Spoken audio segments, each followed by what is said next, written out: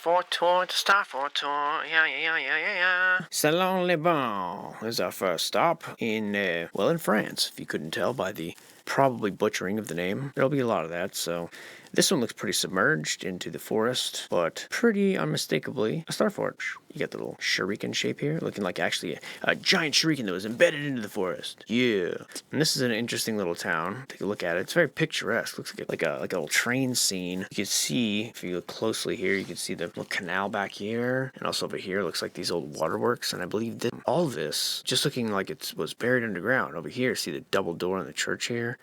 Like just a strange level, and the whole town's like that. If you ever have a chance to wander around here, whether digitally or in real life, I mean, I've never been in real life, of course, but pretty cool place, home to a famous salt works, which is why they're situated near this forest. Apparently, they had to cut down the forest to boil the brine to get the salt, which seems like a very destructive method of getting salt, but nonetheless, population does make you wonder why a place with a population of 2,000 would even have something like this. And there's a better view of it. You can see it's elevated here. The town is between these two hills, and this is probably why it's in relatively good shape, because it's so high on this hill to survive whatever deluge. And yeah, this town, of course, bearing all the usual hallmarks of something with a repressed history. There's Jesuit church here. There's a mysterious fire that destroyed the entire town. The usual suspects.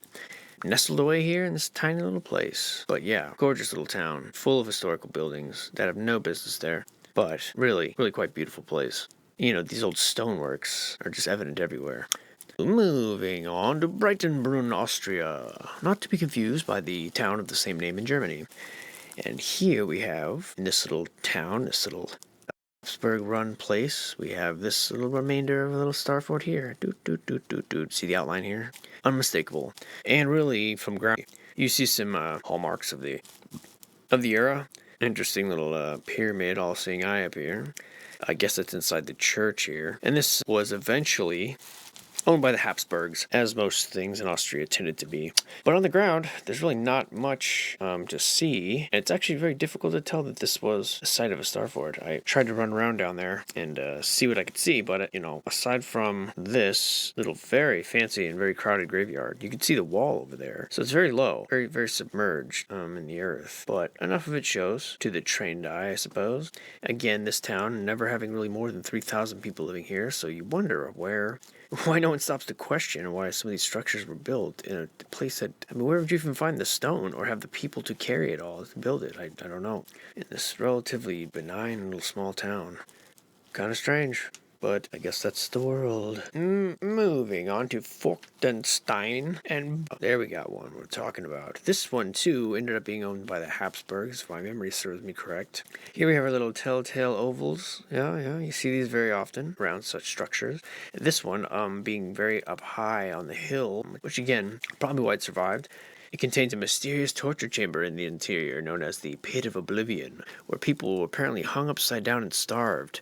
Personally, anytime I hear a horrendous tale of torture or something like that, I don't believe it. I believe that maybe it was used for that later, but it wasn't designed for that. It was probably a water reservoir, since I believe these truly had something to do with, or more of an industrial thing, to extract energy from the water, which is why you see so many of these in little places like this one, would have such a small population. I think, again, like less than 10,000 people have ever lived here. So why would you need something like this? How could you even build it, unless it was vital to maybe giving power to the area? I don't know.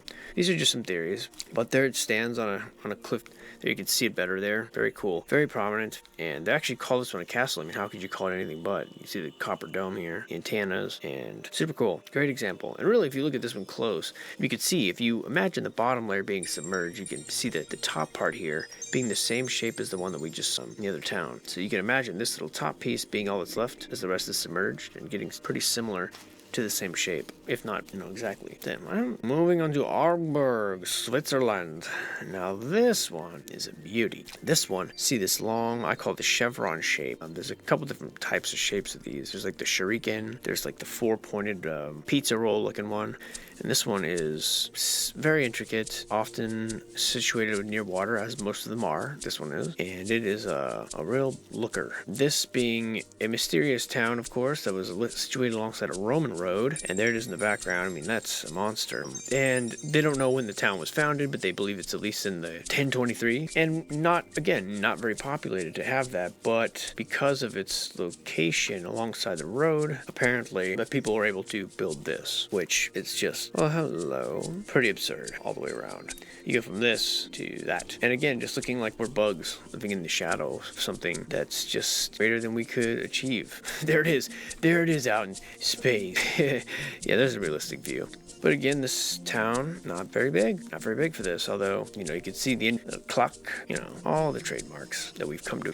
Moving on to Orange Francais.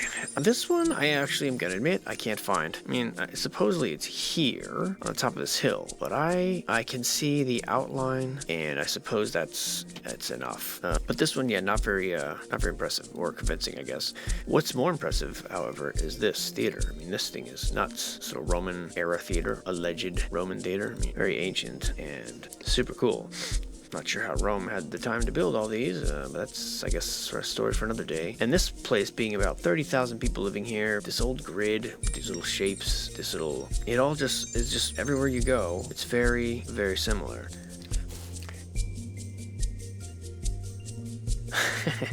I mean, this town is ancient. Look at that bad boy. It's super cool. Imagine living in a place that has this in the middle of it, and just not really wondering why that's there. I don't know. Of course, right now it doesn't really look like that. It's having some work done, I guess, which is always kind of disturbing to me. France still has the best manhole covers. As far as star forts go, not very impressive. Moving on to Skiakis. God, I'm gonna butcher these names. Skiakis something? Sicily. And this is a alleged castle. Barely our fort. Pretty stripped down. The turret here is very recognizable. You can definitely recognize it from above. And yeah, I mean, this thing's got some age on it. Looking like an old factory. Impressive in size and scale for sure, but pretty beat down. Seems like the ones that survive have better elevation. It's in Sicily, so it's near the water. This town having maybe 40,000 people living in it. I wonder what they're doing with it. What all this is. Using it for something. Yeah, that's a very I know it's a very bold statement. They're doing something with it. This town looking a little rough, to be honest with you. Ah, yes, the ovals. I know some of them are just actually tracks, but some of them are probably part of an old grid because they exist in strange places.